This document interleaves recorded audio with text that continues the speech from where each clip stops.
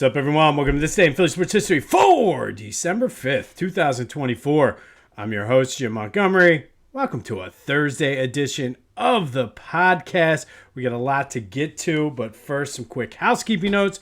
Be sure to follow me on social media, Jimbo_Mont on Twitter and TikTok, at Philly Jimbo on Instagram. Subscribe to the YouTube channel, Jimbo_Mont. Continue to spread the word. If you're enjoying this, likely someone in your circle will too. I'm on Facebook, LinkedIn, all that other good stuff. So give a like and subscribe. We're slowly getting into the reverse advent calendar portion of our gift and food drive. I've told you we've already donated $500 worth of Target gift cards. Continuing to get donations in, whether they be monetary or food supplies. So thank you. It's still plenty of time to donate. Again, you can either do the reverse advent calendar at your house. I know the kids, it's really a good way to get them involved. And I'll have details about when I'm dropping things off if you'd like to meet me there. But if you do drop things off directly to the Maddie and Dixon Community Cupboard, just be sure to mention this day in Philly sports history. Or you can Amazon things to me, whatever makes it easier for you. You can just donate. I'm going to make a big trip at the end to either Target or BJ's or Walmart, something to get all of the stuff we need. So if you'd rather just make a monetary donation, that is fine too. The link to the GoFundMe is in the description. Thank you from the bottom of my heart to everybody who has donated so far. I truly, truly appreciate it. We're making some holiday magic happen for our friends and neighbors, courtesy of the Maddie and Dixon Community Cupboard. And if you are participating in the reverse advent calendar, the item of the day is canned pasta, whether it be SpaghettiOs, Chef Boyardee, whatever brand they have there. So that is one of the items on their wish list. So canned pasta is today's advent calendar of the day. Continuing with our 25 days of kindness, this one's a very simple one because all of us know one or multiple ones of these in our circle of friends, circle of acquaintances. Just go thank a police officer or a fireman or both for putting their lives on the line. I know a lot of times in our society today, with police and everything, you see a lot of negative things on the news and everything, but that does not make up the majority of police officers. So most police officers that I know are great, and they go out there and try to make a difference and try to turn and spin the negative stereotypes. So go thank a police officer, thank a fireman. If you're lucky enough to know someone who does both, thank them both for just helping do the things that we don't see, that we take for granted, but help to make our lives go smoothly. So thank you to all the police officer and firemen out there. If you are listening, I truly, truly appreciate. And again, if you're out there, 25 days of kindness, go thank a police officer or a fireman, or better yet, go thank both. All right, let's get into a recap of today's question of the day. I asked you yesterday, do you care about the Sixers? And as much as I want to say I don't, I'm still getting frustrated and mad at them. So that means on some level, subconsciously, I still care. But 70% of you said, no, you don't care. Hard to argue that with the product they've been putting out on the court. More on that in a second, but thank you as always for participating in the question of the day. There will be another one later in the show. So speaking of those Sixers, 106-102, it was actually an entertaining game for the most part. I was able to catch bits and pieces of it between putting the kids to bed and getting things situated after dinner, but 106-102, they lost. No Paul George, no Joe. Jarrett McCain had 24. And it seems as though, and nobody's really talking about this that I've seen, but it seems to me Jarrett McCain plays a lot better when he starts other than coming off the bench. So I don't know what that means for this team moving forward, especially since it seems like when Paul George plays, Jarrett McCain comes off the bench. But I think it's something worth keeping an eye on. I mean, there's not much to get excited about with this team. So all we have is Jarrett McCain right now. Tyrese Maxey struggled yesterday, but has been pretty clutch late. But I don't know. Again, just something to kind of put on your radar. Maybe if you're in that 70% that don't care about the Sixers right now, something to kind of watch for. It's just he seems like he plays better as a starter. Again, I don't know if there's anything to that. I don't know if I'm not advocating for Jarrett McCain to start over Paul George, but I think there might be. I don't know. Nick Nurse has some things to figure out there, but Gershon Yabusele has been a pleasant surprise. I would love to see, like, he's really developing into a nice overall player, making the most of his second chance in the NBA. It's still way early in the season, but I would not be opposed to bringing him back next year, signing more to a long-term deal. But that's where we stand. Last night was a League Cup. Last night was not a League Cup. Friday night, I believe, is the League Cup. No, it's not. League Cup's over. I don't know. Either way, it's weird because they played the Magic last night at home. They're playing the Magic again at home on Friday. Joe might play. The word on the street is that he has an outside shot of playing. Whether or not that comes to fruition, I don't know. I know on the radio this morning, John Johnson was talking about what kind of reception would you give him. And I don't know that I would boo him. I mean, what are you going to boo him for? It's not his fault his knee screwed up. It's not his fault the Sixers are bungling the whole situation. So I don't see why fans would boo him. But hey, to each his own. I'm not one to tell you who to boo and who not to boo. But that's where we stand with the Sixers. They're just not good. Not good at all. Maybe this is the same as what the Spurs did in 96, 97, and maybe we get Cooper Flag. I don't know, but we shall see. A little bit of Phillies news. The rumors are all over the place, and apparently they have not talked to Juan Soto. They have not even contacted Juan Soto. And listen, that's fine. The money, whatever. I'm fine with that.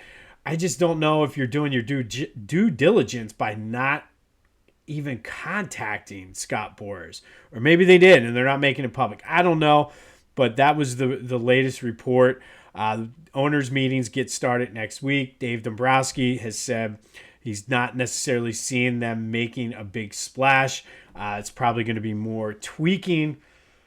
So I don't know. We'll see. It's December, so who knows what's going to happen with the Phils. But lots of feedback, though, on the Golding at-bat rule, and I was shocked, quite honestly, at the people that were in favor of it. I think it's, I don't know, clown show. But, hey, it is what it is. If you like it, that's fine. So feel free to give me more feedback on the Golding at-bat, but I think it's just dumb. I think the Ghost Runner is dumb. I'm fine with the pitch clock. I'm fine with making a pitcher throw to 3 batters before you can pull him. All of that stuff I'm okay with. But when you start messing with the rules, maybe not the rules, but like the flow of the game and things like that, it's just I don't see it. We'll see what happens next week. I don't see it coming to fruition, but I guess stranger things have happened. Flyers in action tonight in a huge game down at the Wells Fargo Center. They're welcoming the Florida Panthers, the defending Stanley Cup champions. Big test for them. I really want to see how they stack up because they've been playing well lately. Florida obviously are the defending champs, so we'll see what happens down at the Wells Fargo Center tonight. All right, some Eagles news, and lots to get into about the Eagles. And I guess I'll start with the easy stuff first. They're all saying the right things about going into this Panthers game. I know I made it perfectly clear. I'm working on the 3 keys already, but I'm nervous about this game. I really think that this is going to be a much closer game than what we're expecting. And I think sometimes the football gods have a way of bringing people back down to earth because there's a lot of Super Bowl talk and lots of, which is fine. But I'm really worried about this game. But the team is saying the right things. And, like, Nick Sirianni says we got to take everybody serious. We're not doing our job, and I agree. And I think he's saying the right things. But I'm nervous about this game. I think it is more of a trap game than what we saw a couple weeks ago. But we'll have more on this game as it goes. Some good news on the injury front. Devonta Smith was a full participant in practice. Now, it was a walkthrough, so not real sure what that means, but trending in the right direction, and I think welcoming him back is going to be good for the offense. Darius Slay was a limited participant. Reed Blankenship, Sidney Jones both did not practice. We know Goddard did not practice. I don't likely see him playing this weekend anyway. But excuse me. But Devontae being a full participant, trending in the right direction, that's a huge boost for the offense. Braden Mann was named the NFC Special Teams Player of the Week for his outstanding punting in that Baltimore game. And I did see this. I thought this was hilarious. Deontay Johnson of the Ravens was suspended for a game because he flat out refused to go into the game against the Eagles. Don't know really the backstory. I just happened to see it as a passing thing on Twitter. But that's kind of funny. He didn't want that smoke from Quinyon and Cooper. So, I don't know. But back to the offense. And Sirianni's been saying a lot recently about Jalen Hurts and praising him, saying he deserves to be in the MVP considerations, this, that, and the other, and claims that he's having his best season. He's doing what the team needs to do to win. And that kind of leads me into where I wanted to go with this today. We're at it again, Philly. And it's one of those things. It's like, and I get it. I fell into this trap somewhat with the Phillies before too.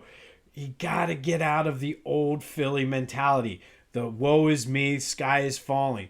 We're not used to being a front runner all the time. So when we are, we tend to fall back on those old habits. I heard so much and read so much talk about just Jalen Hurts not being good, Jalen Hurts not being able to throw the ball. What's going to happen if somebody slows down Saquon Barkley? Jalen Hurts threw for 118 yards against the Ravens. And that's all he's needed to do. That's all he's been asked to do. You have Saquon Barkley having an historic season rushing the ball. Why would you stray from that? And Jalen makes the throws when he needs to. Like, he's efficient with his throws in games when he has to. He hasn't needed to throw for 300 yards. He hasn't needed to throw the ball 35, 40 times a game. In the flow of the offense, with Saquon Barkley having a historic season, Jalen Hurts has been just fine. And everybody's like, oh, well, they're hiding him. They're calling the offense. They're playing to the strength of the team. I think we're grasping at things right now because we don't want to be happy. We don't want to feel good. We're scared about what might happen. I'm telling you, enjoy it. I have full confidence because I've seen him do it. Even when the offense was a hot mess last year, Jalen was able to throw for 300 yards. Jalen was able to get the ball rolling. So they didn't look good last year, and Jalen still was having a great year. Just relax. Enjoy what we have. If Saquon wasn't having an historic season, then I might say, all right, maybe they're trying to hide. He hasn't needed to throw the ball that much. There's going to come a time, it could be this weekend. I have a bad, sneaky suspicion it could be this weekend. But Jalen will be able to throw the ball. Jalen has shown he can go toe-to-toe with the best. He went toe-to-toe with Patrick Mahomes, and it took a bogus pass interference or holding, whatever it was, late in the game for the Chiefs to beat him. So I think just my advice, just relax, enjoy it. Got to get out of that old Philly mindset and just, it's like we're trying to look for negatives. And it's like, because this team has been so much fun over the past 8 weeks, because this team has been so good over the 8 weeks, we're not comfortable with it. And I get it. We're not used to it. but just take a step back. It's going to be okay. We don't have to constantly look for the negatives. All that being said, that leads to today's question of the day. Does Jalen need to have the big splashy numbers in order to be considered maybe not elite, a good quarterback? 267-495-8531. That'll get you into the Back to the Future voice and text line. I don't think he does. If you look at him throughout his entire career, college on, all the dude does is win. Okay? So the dude has a winning pedigree. The dude knows how to win games. He does what it takes to win games. Look at his record. All right? So I don't think he needs the splashy numbers to be considered a good quarterback, but I'm hearing so much about, well, he's only throwing 200 yards, and against Baltimore he threw for 118 yards and blah, blah, blah. It doesn't matter. They're winning games, and he's making the most of the throws. The throws he made in that Baltimore game were good, and they let the Goddard touchdown. He hit AJ a couple times. I think we just need to breathe, Philly. Breathe. But let me know what you think. Does Jalen need those splashy numbers in order to be a good quarterback, or at least to be in the conversation of good quarterbacks? 267-495-8531. That's the Back to the Future voice and text line. Get that. Anything else Philly sports related off your chest. Talk to me about the golden at bat rule. Talk to me about the McCain Paul George thing. I think there's something to that. Nobody's really talking about it, but McCain plays well when he starts, struggles when he comes off the bench. Everybody wants to talk about Joe. I think there's an issue, but let me know your thoughts on that on the Back to the Future voice and text line.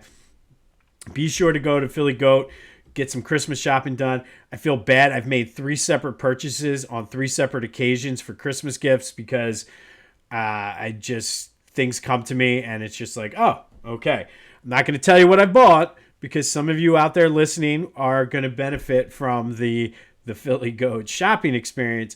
But you got to check out the new shirt. If you're my age and you grew up playing video games like Nintendo, they have the Tecmo Bowl Saquon Barkley touchdown t-shirt from Tecmo Super Bowl, the running back spiking the ball, touchdown, Saquon Barkley. It's amazing. Go check it out on phillygoat.com.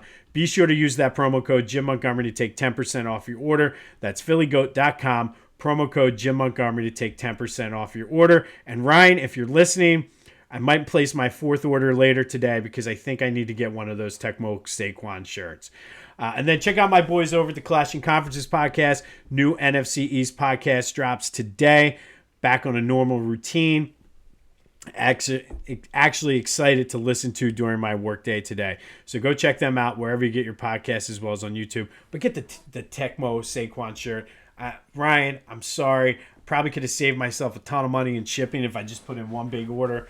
But hey, when new shirts are constantly popping up, this is what happens. All right, today we're going to go back to 2004. And on this day in 2004, the Eagles took on the Packers at the Linc. They were 10-1, and they were cruising. The only loss came to that game out in Pittsburgh to Ben Roethlisberger. But coming into this game, and stop me if you've heard this before, the narrative was, well, they haven't played anybody. They haven't beaten anybody good. In the one good game they played, they lost. Well, going into that Packers game, that's what people were saying. And the Packers just added fuel to the fire coming into the game, because they were saying, well, last year, because the Eagles beat them twice the year before, once on Monday Night Football in Green Bay, and then on the 4th and 26 game in the playoffs, and basically said the Eagles were lucky to beat us twice last year.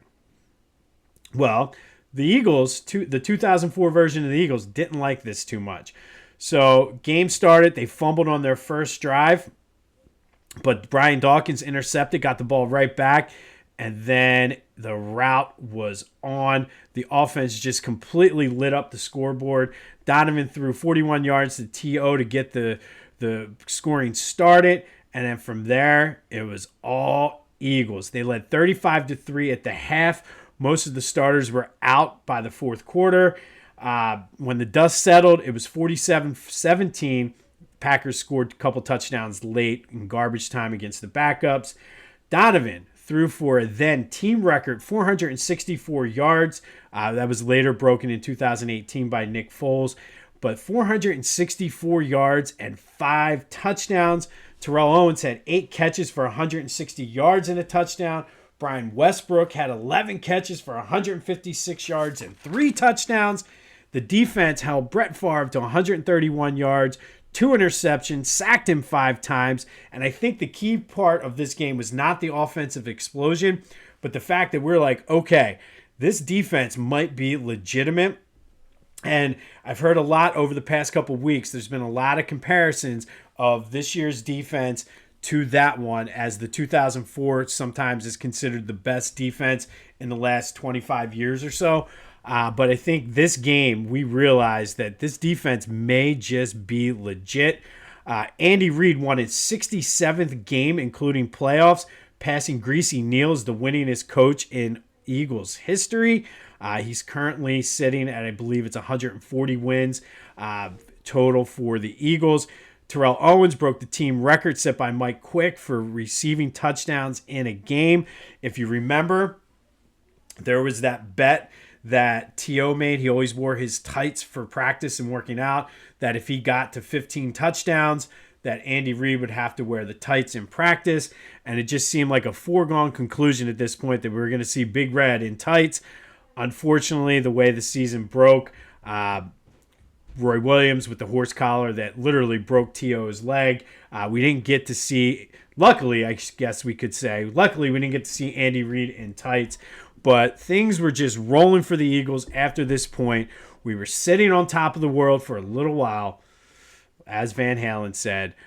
Little did we know what was about to embark over the next year. But on this day, back in 2004, Eagles beat the Packers 47-17 at the Linc. Donovan throwing for 5 touchdowns, setting the team record for passing yards. T.O. broke the team record for receiving yards in a season. Andy Reid with the most wins. Just a great day to be alive at the Linc. Now, I didn't mention this yet, but today is my birthday. And as my gift to you, I have a little bit of a bonus this day for you. So 46 years ago, 1:28 in the morning, my mom gave birth to a baby boy. And later that day, though, one of the biggest free agent signings in Philadelphia sports history occurred. On this day, back in 1978, the Phillies signed Pete Rose to a 4-year, $3.2 million contract, and we all know how that worked out. Now, I have no scientific proof to back this up. I was born at 128. Later in the day, Pete Rose signed. There was no, if you follow this story, there was no indications that the Phillies had any shot left. They made a case for him. It didn't look like Pete Rose was going to sign with the Phillies. All of a sudden, I come along. Later in the day, boom, Pete Rose is a Philly. They win the World Series a year later. You put them over the top. Now, again, I don't have any scientific proof that my mom, giving birth to me, led to Pete Rose signing with the Phillies. But I also don't have any scientific proof that says Pete Rose signing with the Phillies is not a direct result of me being born. So maybe, just maybe, I'll give a shout out to my mom. My mom is responsible for the Phillies winning the 1980 World Series. How about that? Yeah, I know it's a stretch. But legitimately, Pete Rose did sign with the Phillies on this day back in 1978, just mere hours after I was born. And again, I would like to think that me being born on December 5th was the big story in Philadelphia and the surrounding area that day. But no, it was the signing of Pete Rose. So thank you, Mom, for helping the Phillies win the 1980 World Series. Just a little bit of fun on my birthday. All right, finally today. Sorry, I'm just cracking up because, anyway. Forgotten teams in Philadelphia sports history. Today, we're going to spotlight the Philadelphia Independents. They were a pro soccer team for the Women's Professional Soccer League. They were founded in 2009. They played 2 years before the league folded, and they were pretty good for the 2 years that they were in the league. They won 10 games both seasons. 2010 and 2011, they placed third and placed second in the standings, but both times they played in the championship game and finished as the runner-up in the league. They played their home games at Westchester, and then most of them were played at Widener. They actually had a cool logo, too. So if you Google Philadelphia Independence and look at their logo, it's actually really one of the better logos that kind of incorporate the history of Philadelphia into it as well.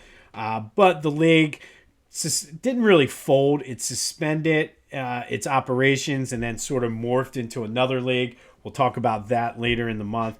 But the Philadelphia Independents from the Women's Professional Soccer League is today's forgotten team. They were only here for 2 years, but they certainly made their mark, going to the championship in both games before bowing out.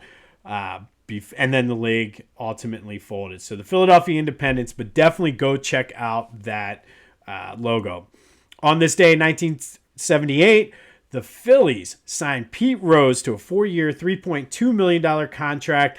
Ultimately was the missing piece that put them over the top and finally brought a World Series championship to Philadelphia. I'd like to say I had a little bit of say in that. Might be a stretch, but again, I don't have any scientific proof that that's not the reason they signed Pete Rose. Just throwing that one out there. Also on this day in 2004, the Eagles beat the Packers 47-17. Donovan threw for 364 yards, breaking the team record. Threw for 464 yards, breaking the team record. 5 touchdowns. T.O. set the team record for receiving touchdowns in a season. Andy Reid for total wins in a coaching career. Just a record-setting day at the Linc. 35-3 at halftime. I remember we wanted to hang out, but then once the starters left, we were just like, all right, we're out of here. But that happened on this day in 2004. Be sure to hit me up on the Back to the Future voice and text line. Let me know your thoughts on Jalen Hurts. Does he need those splashy numbers to be considered a good quarterback? A lot of people keep talking about the numbers, but the only number I'm concerned about is the fact that he wins. I don't know. Maybe I'm overthinking it. We'll have more on the Flyers Panthers tomorrow, continuing our coverage on the Eagles Panthers. And if you want to give me a birthday present, donate to our food and gift drive. Link is in the description. All proceeds benefit the Matty Ann Dixon Community Cover. I really do truly appreciate it. I had a little bit of fun there with my birthday, but I do appreciate all of your support. This has been This Day in Philly Sports History for December 5th, 2024. My name is Jim Montgomery.